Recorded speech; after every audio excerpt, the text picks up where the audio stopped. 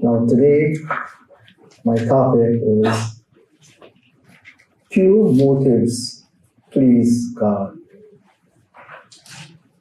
Here it is again, pure motives pleases God. Now, basically, in a very simple form, a motive can be defined as the underlying reason for a person's action.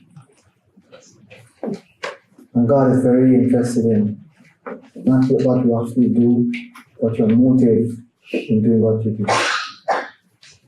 Now, there's some examples that we can look at, examples in which, in terms of motives.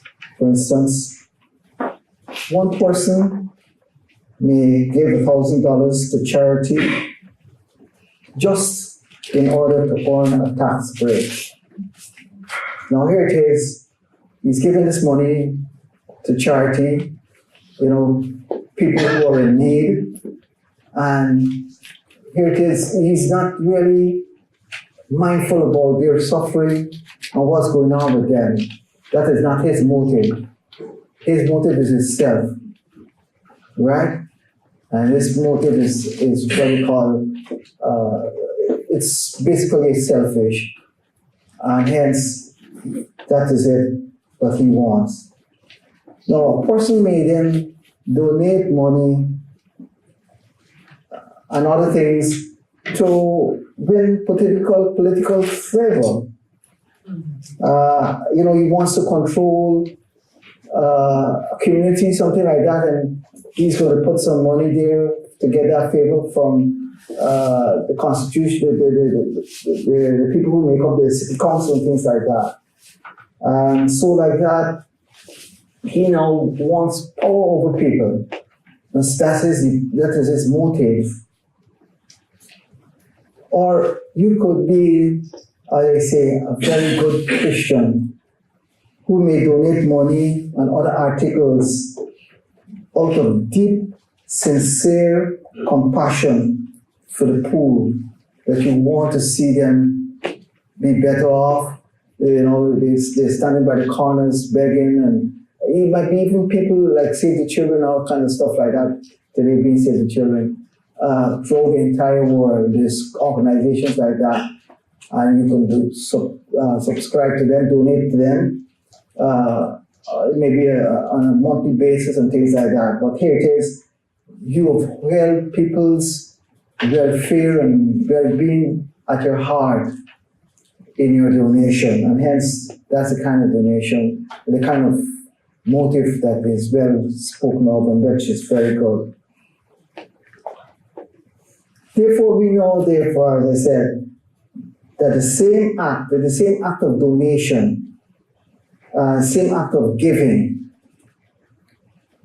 can be set into motion by completely different motives. The Word of God teaches that our Father is interested in our motives, which is, as we know, the underlying reason for any action, as well as our behavior. For eventually, selfish and sinful motives produce selfish and sinful behavior. Why? Because the human heart, at its core, is very deceitful. We could please turn to Jeremiah chapter 17, verses 9.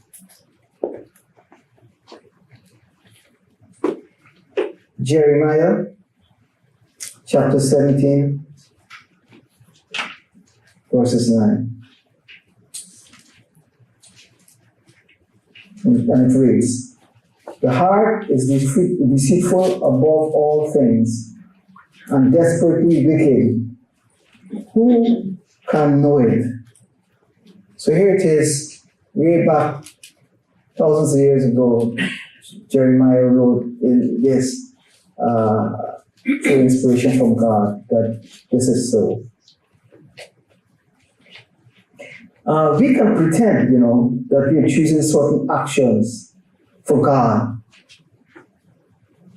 or to benefit others, which we know that in reality what will happen there is that deep inside of us, we have selfish reasons for doing so. Selfish motives can no doubt hinder our prayers. Let's turn to James chapter 4, verse 3.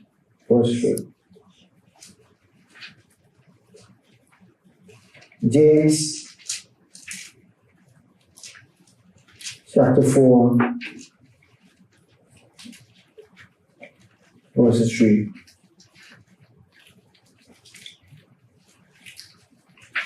It reads as follows. You ask and do not receive, because you ask amiss, that you may spend it on your pleasures. When you say because you ask amiss, because you ask, then you pray, you ask for things that only center on yourself. As the saying goes, you ask for three persons, me, myself, and I. And that means that you're all selfish. And because of that motive, it is not surprising that God has detected that. And He has decided that you are not worthwhile. You don't benefit. You don't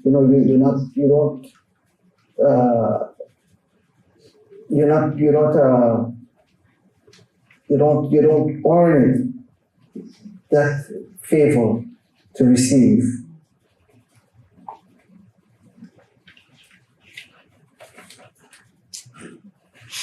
Now, you ask yourself then, what is the right motivation? We turn to 1 Thessalonians chapter 2, verse 4. 1 Thessalonians chapter 2, verses 4.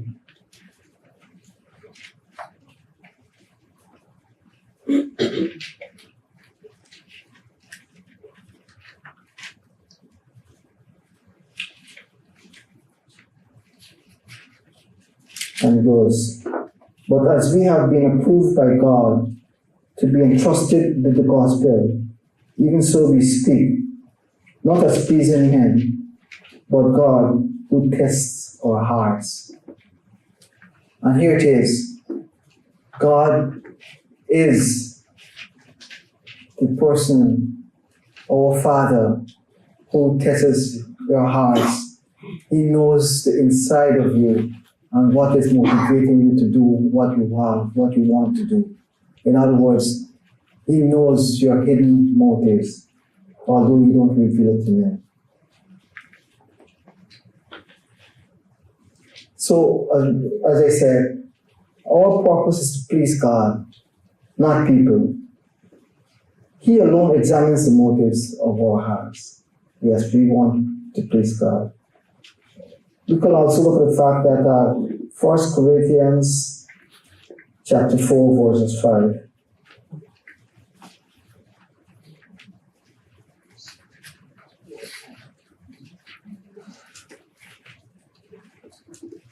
First Corinthians chapter 4, verses 5.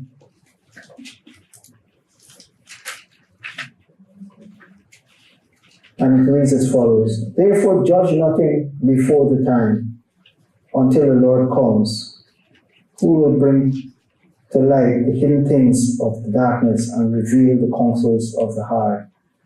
And then each one's praise will come before God. Here it is again. It is God who's interested in our motives. And He will examine our hearts so that your actions will be explained by your motives, because He will know that.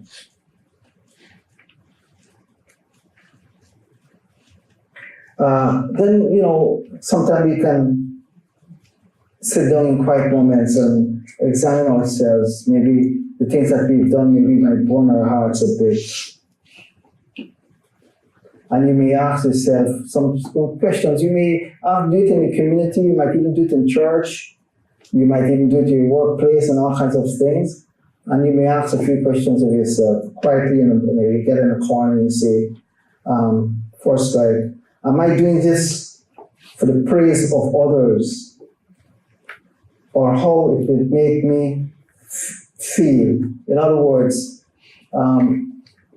people do things because here it is, when you do well, people give you praise and so on. Or is it that when you do these things, it makes you feel good? You don't care about what they feel. That's your motive. Now,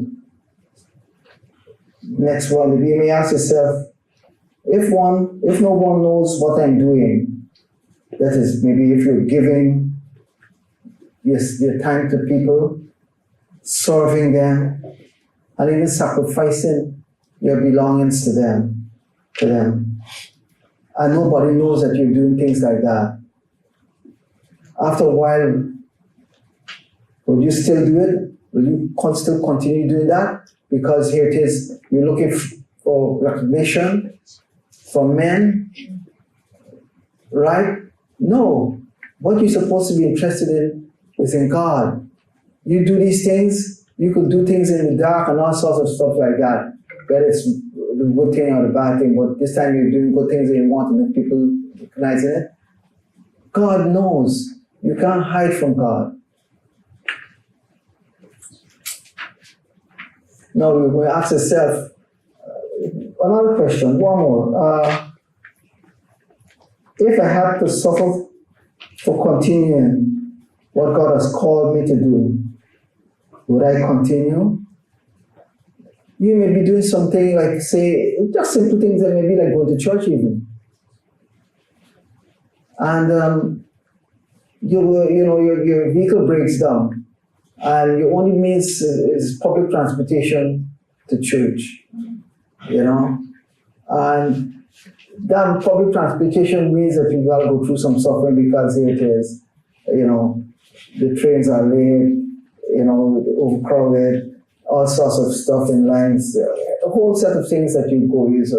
In fact, you have to wake up much earlier than you normally wake because when your vehicle is working, you just take a few minutes dash, half an hour or so and get to church, right? But here it is, if you decide that those things are just material things, your focus is on being in the presence of the Lord, because here it is, as Christ said, where two or three are gathered in my name, I'm in the midst. And you here because of that, one of the core reasons that you want to be in the company of Jesus Christ. That's why you're here. So here it is, you put that in front of all the things, and no matter if the vehicle is not working well, put that aside, and you get up early in the morning and make your preparations and everything just to be here. So when you look at all that, your motive is to please God and not man. So in wrapping up, we must remember that God alone knows our heart. Ask Him, we can ask Him in our appointment, ask Him to reveal to you any area in which your motives are less than pure, and He will point out to you. And if you make the change, you'll be surprised at the outcome, the benefits that He will make you receive, that you would want to know what has happened, how the change has come about. But it has happened in your heart because your motives have changed, and yet He detected that. And He said that you should be rewarded justly. So, dear it is, thank you for listening.